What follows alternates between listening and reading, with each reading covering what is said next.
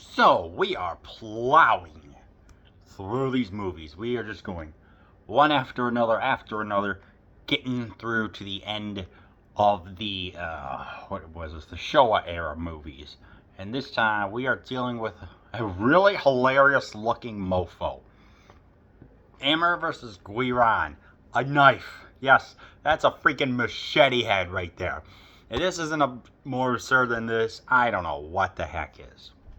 And Gamera versus Guiron, two young boys sneak aboard a spaceship and find themselves whisked away to the mysterious planet Terra. There, they encounter Gamera's old foe Gyaos and two female aliens with a taste for human brains. Gamera must save the children and battle the new monster Guiron, whose entire body is a deadly living weapon. Forgive me if I look hot. It's been hot in Michigan. And this is just, holy smokes, an interesting one. This one's like, I don't know. This is when, Dai figured the formula out and just started running with it. And they just started going on and on and on. And eventually, and of course, in order to help achieve the box office profits and also put in as little new footage as possible, they bring in the stock footage. Oh man, I think this one has maybe 10 minutes of it, I would say. So in an 82-minute movie, we already have a whole bunch of stock footage going on, showcasing the first 4 movies and then coming in with their own. I'm guessing that this also continues into the remaining 3. Who knows? I'm just like, oh. Again, two children. In case you're wondering why it's an American and a Japanese, is because Nick Adams, an actor, in Rebel Without a Cause, was over in Japan and worked with Toho on a Godzilla movie, and lo and behold, this transferred over into Gamera as well. So I'm guessing for this and other movies, they kind of just duplicated the formula or whatever, and they just, I don't know. That's the reason why the kids in the other one were passable. The kids here really aren't, because the aliens that come in, I mean, they are pretty Japanese women, don't get me wrong, with some attractive costumes and stuff, but just, they get duped at least 3 different times, if I'm not mistaken. Once in a teleporter, and another time, twice in a teleporter. Even though a teleporter gets broken, they just complete a circle, so I guess it still technically counts. These got to be some of the most dim-witted, dumb aliens of all time, that they can't even control a giant monster, despite whatever. I'm looking too much into a very simplistic plot. Yeah, the plot's there. They get, they travel up to Terra, which is the 10th planet in this movie's universe, and just, I don't know. I just think you don't even care about the humans. Let's just say it. Okay, maybe the aliens are pretty to look at, but other than that, yeah, the only reason that you're here for is, well, okay. There was something interesting. A little bit of, I guess, social commentary, I guess, was like, what are the traffic accidents of this? Get a saying.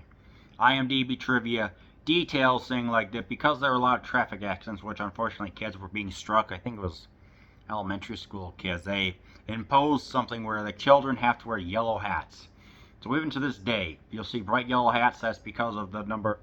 I think it heavily reduced the number of fatalities and stuff like that. So that's good to know. So that was weird, but very interesting piece of trivia. Other than that, you just here for the sets, which are budget friendly. That's the best way to describe it. Budget friendly sets. Paintings, maybe 4 rooms. Yeah, 1, 2, 3, 4. If I'm not mistaken, yeah. Barely any sets used. Small number of actors. Some extras, probably members of the actual crew who are designing the movie. Just the stock footage. this movie really drags it down. However, I guess I do like the set that takes place on the planet. At the very least, it's different. Because last time we had, a spinning ship. This one, at least, it's pretty to look at. I will say that. And there was also this waterfall where the current was in reverse. That was kind of interesting, I guess. Guiron's very interesting because it's like he's a giant monster, of course. It's like he looks very unique right here. He was unintentionally referenced in the movie Pacific Rim when there was this other kaiju named Knifehead that came out.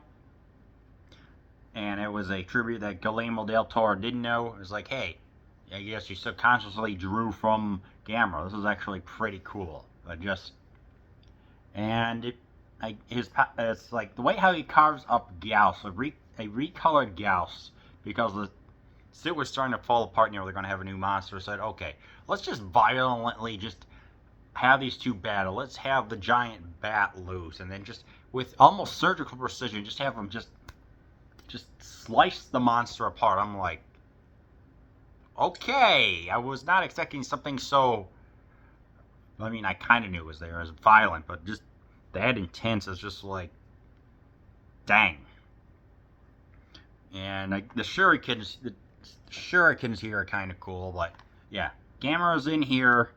He does not get mind controlled, and he's also got some funny moments where he's like got a little pole, like you say, like a pole vault here, spins around 4 different times, comes, knocks him out, and then of course the piece de resistance of the way how Guiron is defeated is that there are 2 different missiles. One appears, Gamera grabs a missile, puts it inside this hole right here, and makes Guiron explode. It's such a cartoony ending. I love it. But yeah, other than that, there's